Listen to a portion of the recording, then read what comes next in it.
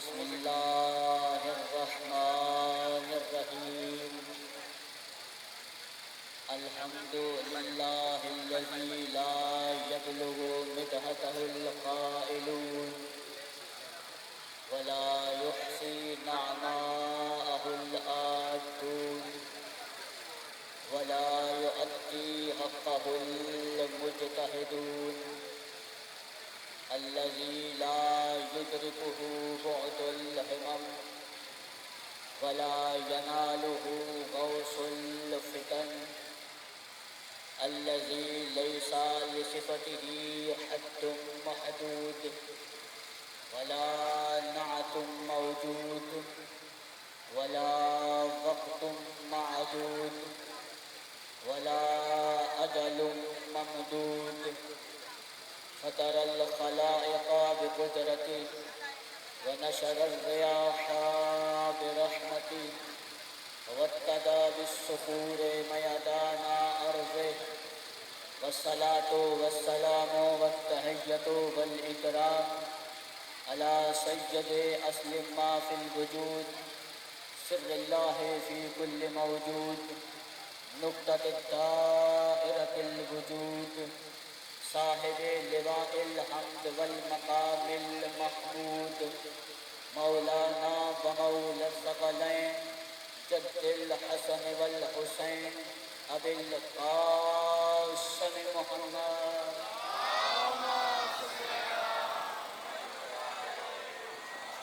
وعلى أهل بيته الطيبين الطاهرين المعصومين المظلومين يوم الدين. أما بعد فقد قال الله تبارك وتعالى في كلامه المجيد والفرقانه الحميد وهو أصدق القائلين وقوله الحق مع الحق. بسم الله الرحمن الرحيم.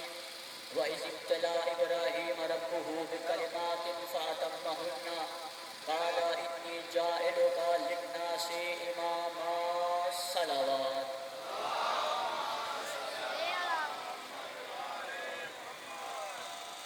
فہم و فکر میں نے آپ کے کلمات یاد کیجئے اس وقت کو کہ جب ابراہیم کے رب نے ابراہیم کا امتحان لیا چند کلمات کے ذریعے سے. یاد کیجئے اس وقت کو کہ جب ابراہیم جیسے عبداللہ کا، نبی اللہ کا، رسول اللہ کا، خلیل اللہ کا چند کلمات کی معرفت کے ذریعے سے اللہ نے امتحان دیا. توجہ آپ میری طرف رہے. جملہ کہنے لگا ہوں، اللہ کہہ رہا ہے وَإِذِ ابْتَلَىٰ إِبْرَاهِيمَ رَبُّهُ بِكَلِمَاتٍ. یاد کیجئے اس وقت کو کہ جب اللہ نے ابراہیم جیسے نبی اللہ کا، رسول اللہ کا، خلیل اللہ کا، نبی اللہ کا امتحان لیا چند کلمات کی معرفت کے ذریعے سے. اب اللہ نے جب عبداللہ کہا تو امتحان نہیں لیا، جب خلیل اللہ کہا تو امتحان نہیں لیا، جب ابراہیم خلیل اللہ کہا امتحان نہیں لیا، جب نبی اللہ کہا امتحان نہیں لیا، جب عبداللہ کہا امتحان نہیں لیا، جب خلیل اللہ کہا امتحان نہیں لیا. جیسے ہی کہا کہ امامت کا تاج پہنانے لگے تو اللہ نے آزما لیا. پروردگارہ جب تو نے عبداللہ کہا تو آزمایا نہیں، جب رسول اللہ کہا تو آزمایا نہیں، جب نبی اللہ کہا تو آزمایا نہیں، جب خلیل اللہ کہا تو آزمایا نہیں. جیسے ہی امامت کا تاج پہنانے لگے تو یہ آزما کیوں لیا ہے؟ اللہ نے کہا اس لیے کہ تاکہ تمہیں پتہ چل جائے جن کلمات کی معرفت کا صلہ یہاں پر امامت مل رہا ہے ان کلمات کی اپنی امامت کا مقام کیا ہوگا. کا صلہ یہاں امامت مل رہا ہے ان کلمات کی اپنی مقام امامت کیا ہوگا. اب پھر اللہ نے کیا کہا وَإِذِ ابْتَلَىٰ إِبْرَاهِيمَ رَبُّهُ. اس معرفت کے امتحان میں کامیاب ہو گئے تو اس وقت کیا کہا قَالَ إِنِّي جَاعِلُكَ لِلنَّاسِ إِمَامًا کہ میں نے تمہیں لوگوں کا امام بنا دیا ہے. توجہ ہاتھ میری طرف رہے. پروردگار نے کیا کہا قَالَ إِنِّي جَاعِلُكَ لِلنَّاسِ إِمَامًا کہ میں نے تمہیں لوگوں کا امام بنایا. لوگوں کا امام بنایا ہے، پوری کائنات کا امام نہیں بنایا ہے.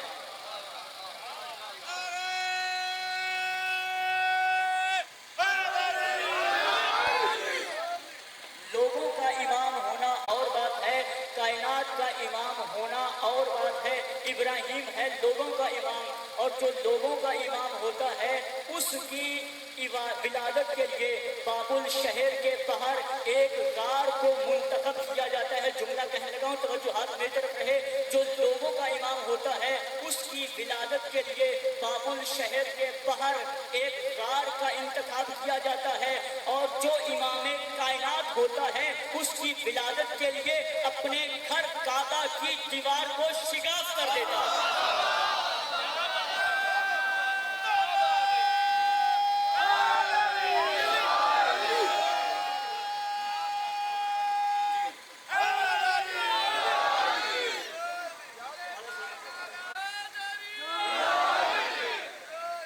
ہوتا ہے وہ بھی بت توڑتا ہے، وہ زمین پر کھڑے ہو کر بت توڑتا ہے، اور جو امام کائنات ہوتا ہے وہ مہر رسالت پر کھڑے ہو کر بت توڑتا ہے۔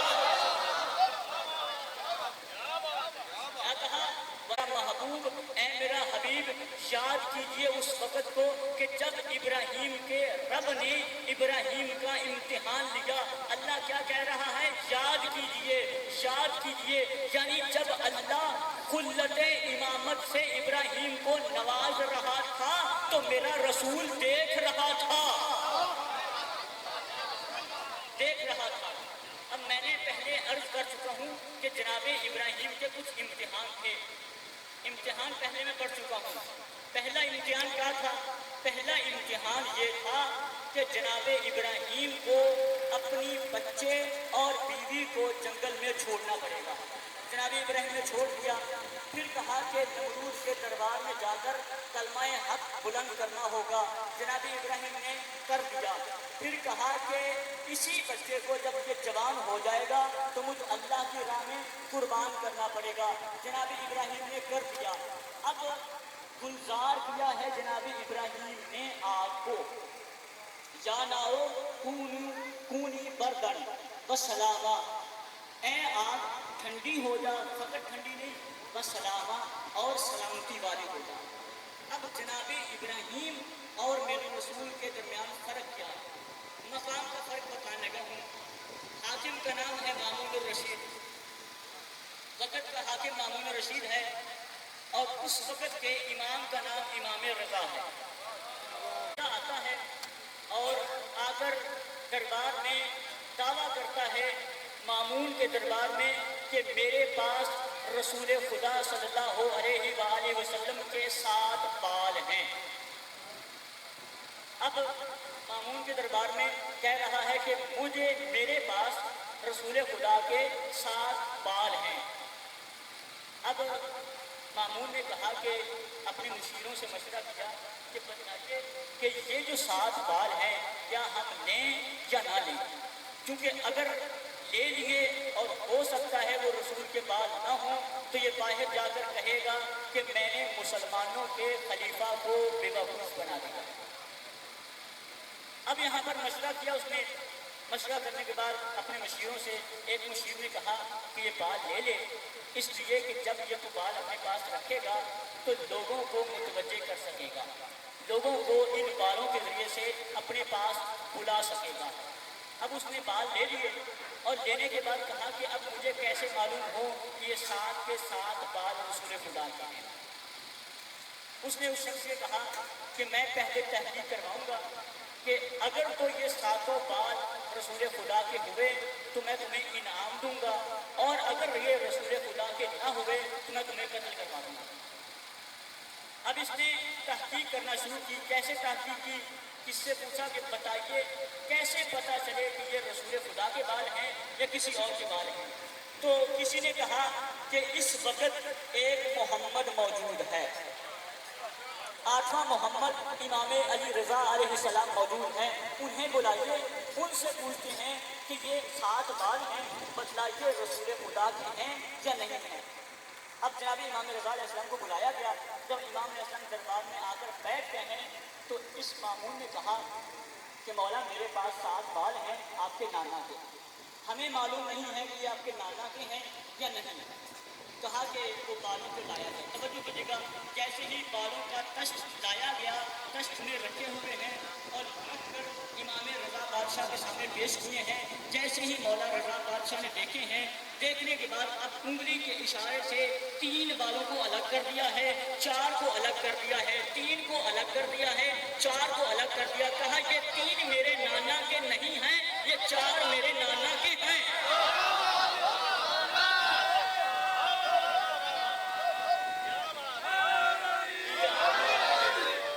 اب مامون نے کہا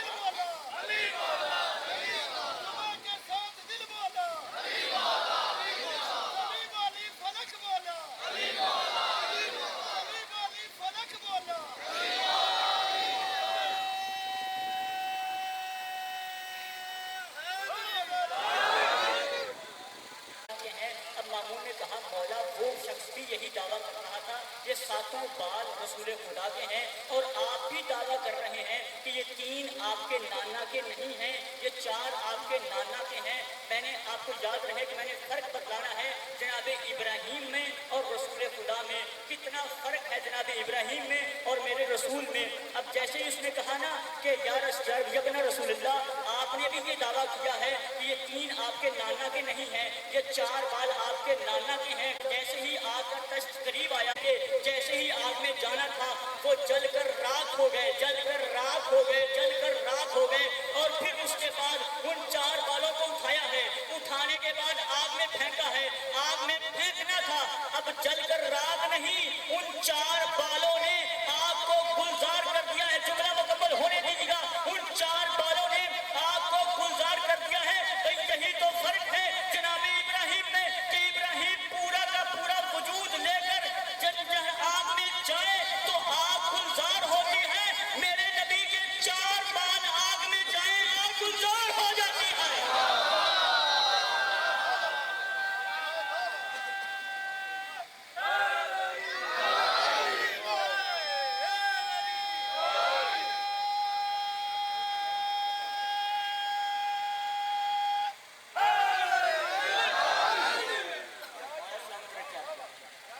کیا کہا کہ 3 میرے نانا کے نہیں ہیں، یہ 4 میرے نانا کے ہیں، اور دلیل دی کہ یہ 3 جیسے ہی آگ میں گئے تو آگ نے ان کو راکھ کر دیا، اور جیسے ہی 4 بال میرے نانا کے آگ میں گئے تو آگ کو گلزار کر دیا، اور جناب ابراہیم خود آگ میں جائیں تو آگ گلزار ہوتی ہے، اور میرے رسول کے 4 بال آگ میں جائیں تو آگ گلزار ہو جاتی ہے۔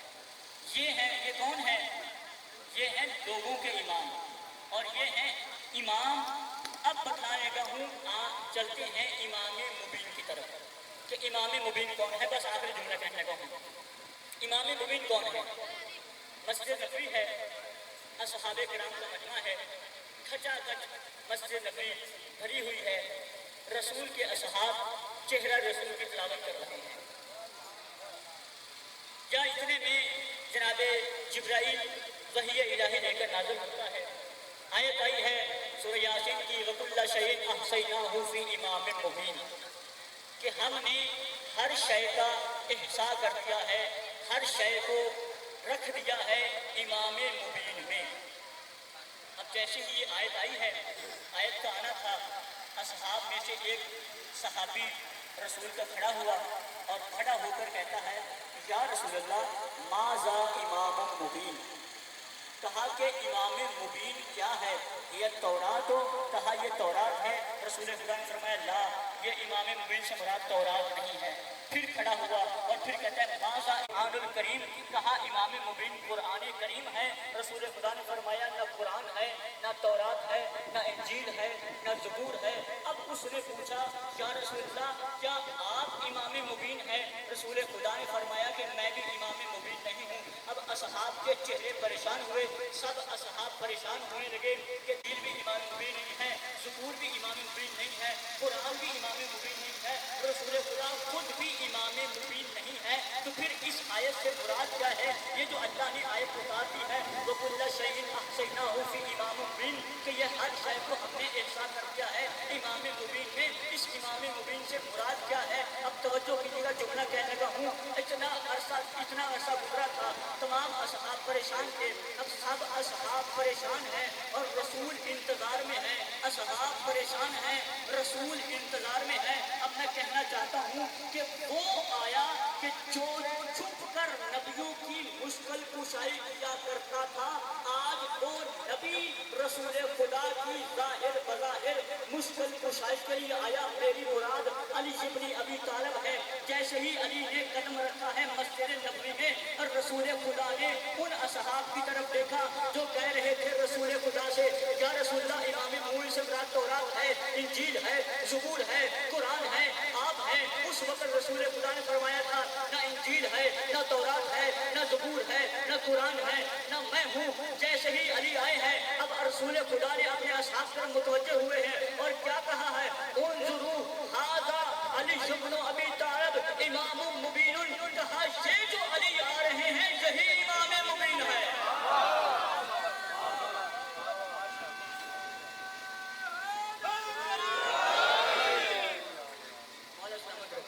کہا یہی امام مبین ہے۔ اور اسی علی نے اور اسی علی کی اولاد نے آج تک دین کو بچا بھی رکھا ہے اور محفوظ بھی کر رکھا ہے۔ اگر علی اور اولاد علی قربانی نہ دیتے کربلا کے میدان میں، امام حسین کی قربانی کا ہی صلہ ہے کہ آج اس وقت ہم نماز بھی آزادانہ پڑھتے ہیں، ہم روزہ بھی رکھتے ہیں، ہم زکوٰۃ بھی دیتے ہیں۔ اگر امام حسین کربلا کے میدان میں قربانی نہ دیتے تو آج کوئی نماز نہ ہوتی، آج کوئی روزے کا کسی کو پتہ نہ ہوتا، آج کسی کو خیرات کا پتہ نہ ہوتا۔ امام حسین کی قربانی بھی تھی اور ایک بیٹا تھا امام حسین کا جسے ہم شکل پیغمبر علی اکبر کہتے ہیں۔ جناب علی اکبر شبیہ رسول تھے، اخلاق میں بھی، بول چال میں بھی، اور اخلاق میں، بول چال میں، رفتار میں، چلنے میں رسول خدا کی شبیہ تھے جناب علی اکبر۔ اور آج شب عاشور ہے، آخری رات ہے حسین مولا کی اور حسین مولا کی جانثاروں کی، اور آج کی رات ہر ماں کے پاس اپنا بیٹا ہے، ہر بہن کے پاس اپنا بھائی ہے، ہر بیوی کے پاس اپنا شوہر ہے، لیکن کل جب یہ وقت ہوگا تب نہ بہن کے پاس بھائی ہوگا، نہ شوہر کے پاس، نہ زوجہ کے پاس شوہر ہوگا، اور نہ ہی کسی ماں کے پاس بیٹا ہوگا، نہ قاسم جیسا بیٹا ہوگا، نہ اور محمد جیسے بیٹے ہوں گے، نہ علی اکبر جیسا بیٹا ہوگا۔ عزادارو، جب علی اکبر میدان میں گئے ہیں نا، میدان میں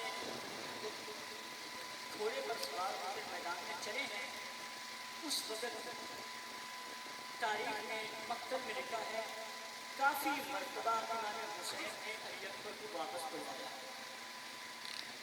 اور بلوا کر پھر بھیجے تھے۔ کیوں؟ اس لیے کہ علی اکبر سے بڑا پیار تھا حسین کو، اور ہر باپ کو اپنے جوان بیٹے کے ساتھ بہت پیار ہوتا ہے۔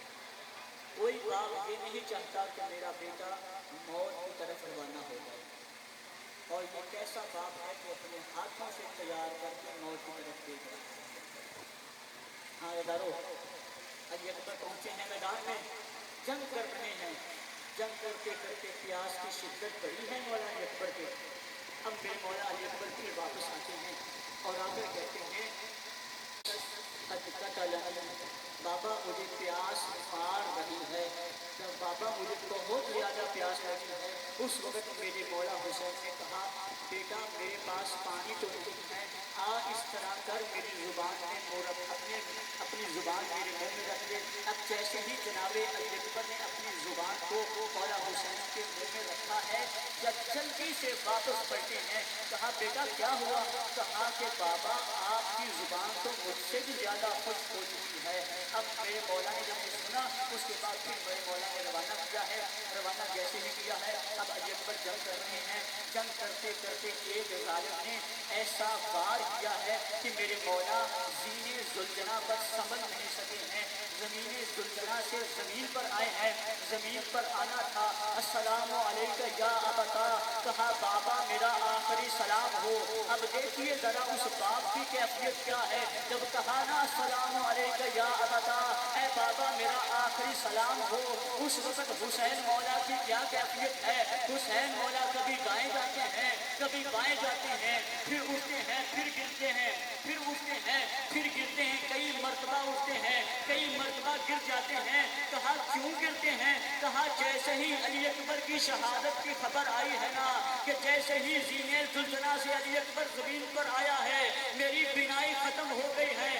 ہاں آزادارو، جس طرح بھی پہنچے ہیں مولا حسین علی اکبر کے لاش پر پہنچے، علی اکبر بھی لاش پر پہنچے، علی اکبر کو اپنی گود میں بٹھایا ہے، بٹھا کے بھی باتیں ہی کر رہے تھے یا علی اکبر کی روح پرواز کر گئی ہے۔ اب مولا حسین نے علی اکبر کو اٹھا کر خیموں میں لایا ہے، خیموں میں آنا تھا یا بیویوں نے دین کرنا شروع کیے، واہ محمدہ واہ علیہ واہ حسینہ واہ اکبرہ، یہ بین کر رہی تھی۔ یا مولا حسین نے دیکھا کہ علی اکبر کی ماں ابھی تک نہیں آئی، مولا نے کہا کہ جاؤ مولا علی اکبر کی ماں کو بلا کر لاؤ۔ ایک بی بی خیمہ میں گئی ہے، اگر آخری جملہ سنیے گا، ایک بی بی گئی ہے، جا کر کیا دیکھا خیمہ میں، لیلا کبھی اس طرف جا رہی ہے، کبھی اس طرف جا رہی ہے، کبھی اس طرف گر رہی ہے، کبھی اس طرف گر رہی ہے۔ پوچھا بی بی کیا ہوا؟ کہا جب سے میں نے اپنے بیٹے کی شہادت